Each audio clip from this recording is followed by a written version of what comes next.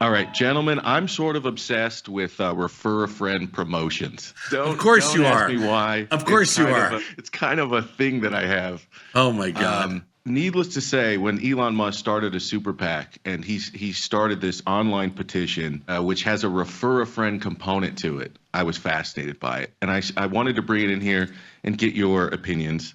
I'm going to ask you, Tom, are you capable of having this conversation but putting your Trump bias aside and your Elon Musk bias aside and just speaking to the refer a friend promotion? Is that possible? I don't know. All right, let me sugarcoat it a little bit for you, okay, Saz? I'll make it easier for Yeah, you. sugarcoat it. Thank you. Okay. I can't believe, Elon, shame on you. Why are you copying the Tasty Trade model when you know we give $250 for referring a friend to the Tasty Trade as long as they are a qualified investor? There you go. How about that? That was nice. Nicely done. $250. Who needs your $47?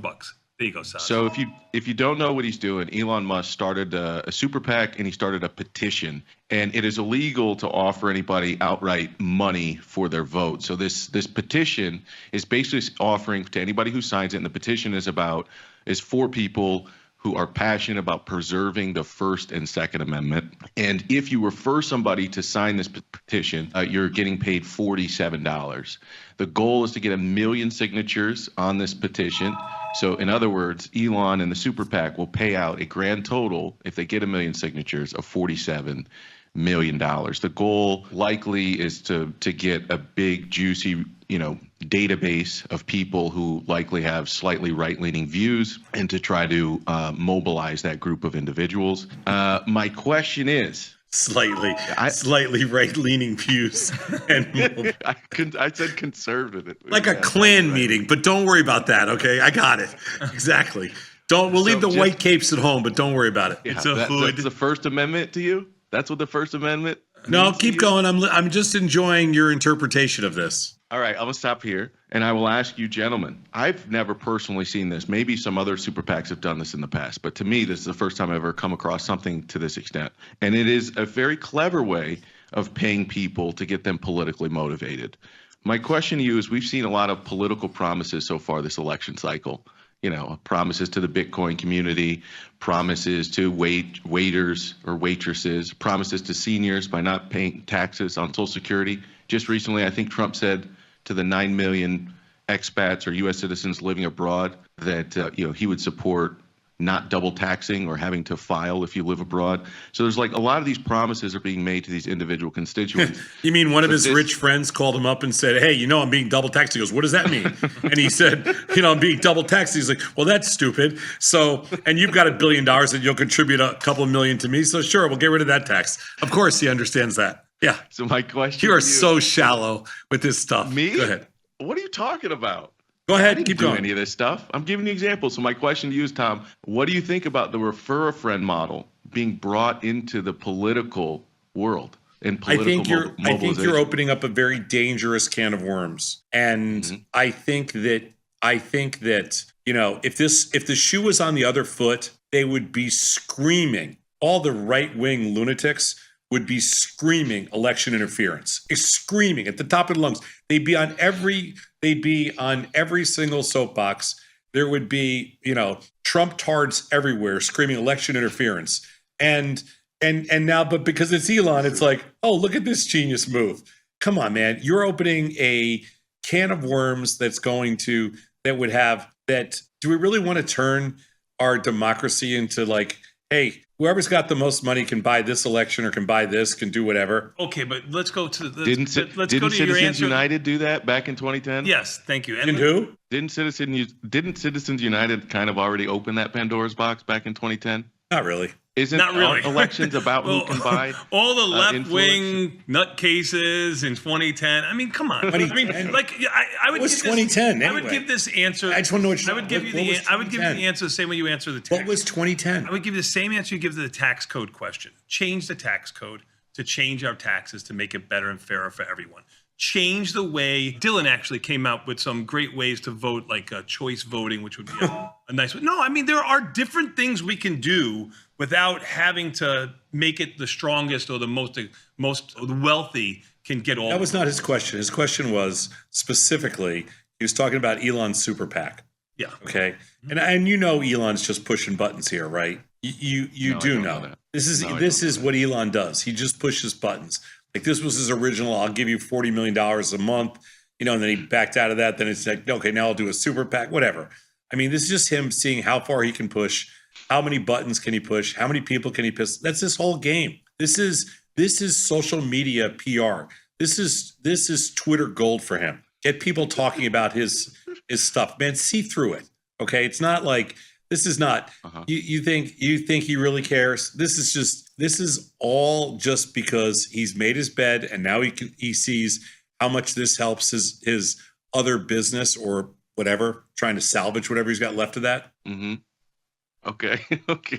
So you are not a fan of the refer a friend model being brought into politics. I just think that, I mean, listen, if he wants to give away $47 million to, I'm not even sure, I don't even get the whole 47 thing. I mean, Tony, by the way, have you signed up yet? Because I can refer you, and then you can refer me, man, and we can get our $47. Why get $47 when you can get $250 from Tasty Trade? I mean, it does sound a little like a Tupperware party. No, what's the other one? No, what was the group that Acumen got in trouble for? What was the Acumen? Yeah, with the health stuff. What was that called? All the Ponzi schemes. Oh, yeah, sure. Was it Herbalife? Herbalife. Yeah, I mean, Tupperware, Herbalife, kind of the parties Tony goes to. Jenny Craig, refer a friend instead of 47. I refer Tom. I think I got $50 for referring Tom. You give you $50 worth of food. So there is. By the way.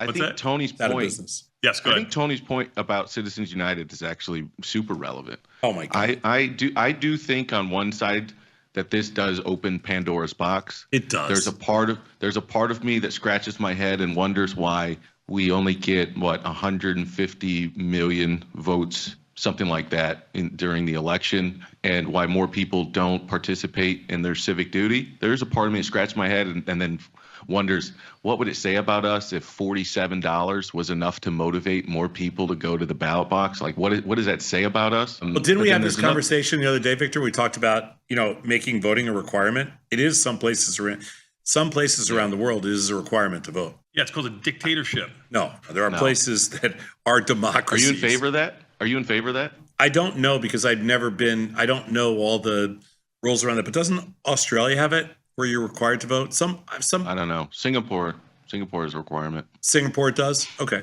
I'm not in favor of that. I think it should be a national holiday. I think RFK had a good idea to issue everybody a passport, because I think only 55% of Americans have a passport, and then we all use a passport as voter ID. So you don't have an issue with the idea of the integrity or strength of the elections, and we don't make it mandatory, but everyone's got a day off. And I also agree with you that I think this $47 thing, I think it's opening up Pandora's box. I think right now it seems, for those that support it, to your point, I think there are people that would support it and say this is no big deal. But I agree with you 100%. Once it starts getting utilized for politicians and for causes that you're not in favor of, I think it is a super slippery slope. It's not illegal. 22 countries mandatory. 22 countries? Yeah. Yes. So you brought up those good countries that have no voter problems, like Argentina, Mexico would be another one. Bolivia is another one. Brazil coming in there. You brought up an interesting point, though, Victor, because right now the $47 is just a funny little arbitrary number that a cute little play. 47 president, whatever. No, I understand that. Okay. I'm saying it's a cute little play on numbers. But eventually, when everybody figures this out, what is your vote worth? And you can pay off student loans for votes. I'm saying, what is your vote worth, and how much is somebody going to be willing to pay? And then how does that stop on a state level, on a local level? At what point does it pay to just be able to, which they never paid off, by the way, sell your vote to the highest bidder?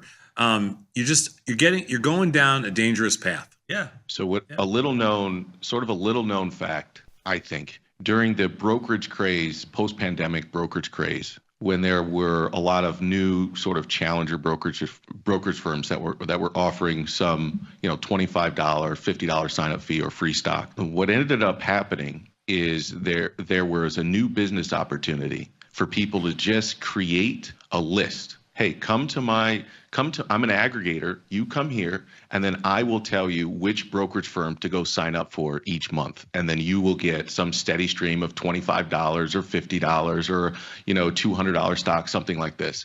So literally there was these gigantic lists of people that were just open an account at XYZ, then go open an account at ABC, and they were just gaming everybody's referral. So the interesting thing here is if you do get into a world where people are just offering money to sign up for these petitions, this can totally be gamed. And the interesting thing is you do have to make some calculation as to what a vote is ultimately worth. And we're going to see it monetized. We're going to see that real-time price on all of these petitions over time. I think it's dangerous, but I'm fascinated to know what the number is. That's why it's a dangerous thing because, we got to be careful because not only is somebody going to game the system, but somebody's going to figure it out, whether it's Ken Griffin or some other math genius, some quant going to actually figure out the value of each person, and they're going to be able to arb it. And for legislation, for whatever, got to be careful here. Dangerous.